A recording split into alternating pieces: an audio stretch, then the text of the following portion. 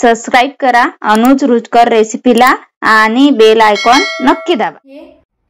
हे 2 वाट्या मटकी घेतलेली आहे। या मटकीले छान असे मोड आलेले आहे। मी ही मटकी काल भिजवून घेतलेली आहे आणि रात्री बांधून ठेवली आहे। सकाळी याला असे छान मोड आलेले आहेत। आता मी मिक्सरच्या लहान भांड्यात टाकून घेतलेली आहे। हिच्यामध्ये आपल्याला पाणी न घालता वाटून घ्यायची आहे। हे बघा, छान आपली अशी ही मटकी वाटून झालेली आहे। जास्त जाड पण नाही आणि जास्त बारीक पण नाही। हे मी आता एका भांड्यामध्ये काढून दाखवते।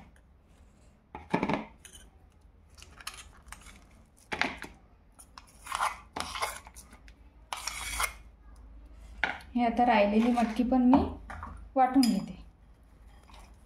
हे 1 चम्मच धने आहे, हे मी या मिक्सरच्या भांड्यात टाकून घेते।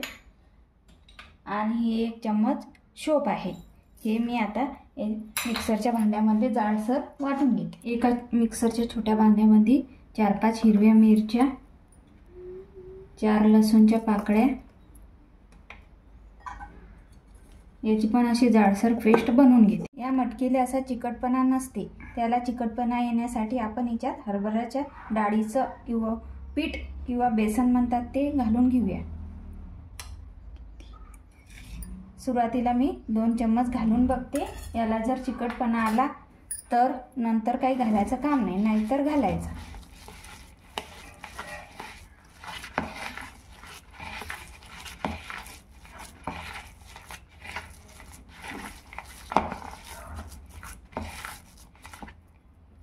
परत 1 चम्मच घालून घेते। असे मी 3 चम्मच हरभरा डाळीचं पीठ याच्यात घालून घेतलेलं आहे।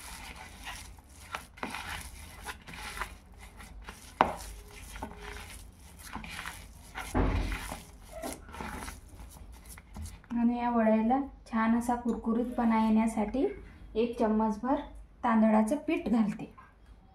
तांदळाच्या पिठाने छान असा कुरकुरीतपणा येते।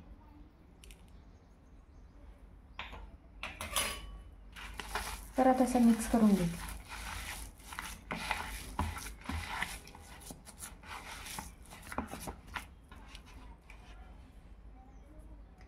याच्यामध्येच आता मी हे शोप आणि धन्याचे जाडसर पूड वाटून घेतलेले आहे, हे घालून घेऊ। अर्धा चम्मच हळद घालून घेऊ। 1 छोटा बारीक कांदा कापून घेतलेला आहे, तो घालून घेऊ। असा हिंग घालून घेऊ।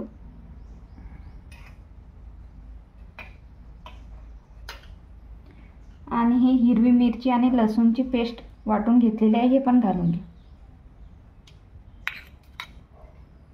तुम्हाला आवडल्यास तुम्ही याच्यामध्ये लाल तिखट पण घालू शकतात।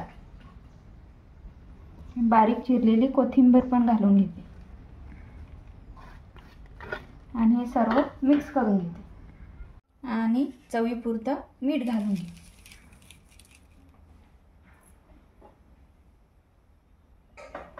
हे सर्व मिक्स करून घ्या।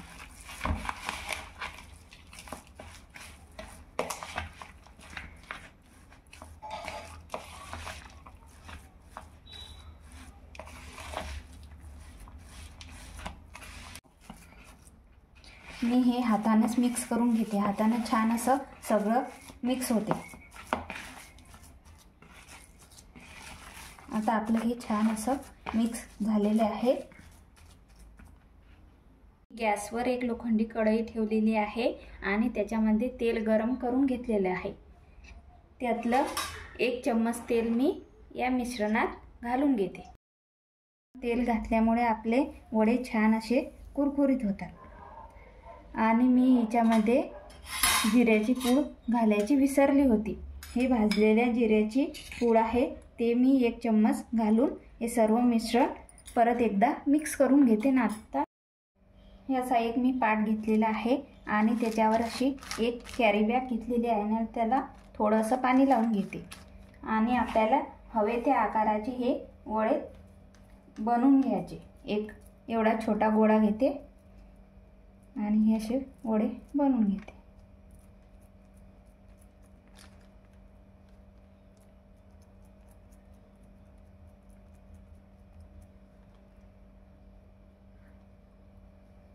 असं काढून आपण या तेलामध्ये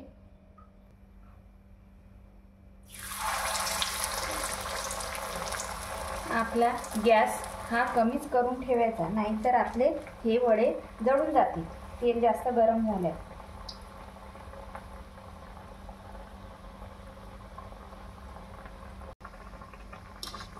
या वड्याला छान असं आता मी परतून घेत आहे. आणि तळण काढताना शक्यतोवर लोखंडाचीच कढई वापरायची. लोखंडाची कढई घेतल्यास आपला पदार्थ खाली तळाला चिटकत नाही. हे बघा, आपला हा वडा छान असा कुरकुरीत झालेला आहे. तो मी आता एका प्लेटमध्ये काढून घेते. हा आता मी एक चौकोनी आकाराचा बनवलेला आहे. तुम्ही असे वेगवेगळे आकार बनवून हे वडे करू शकता.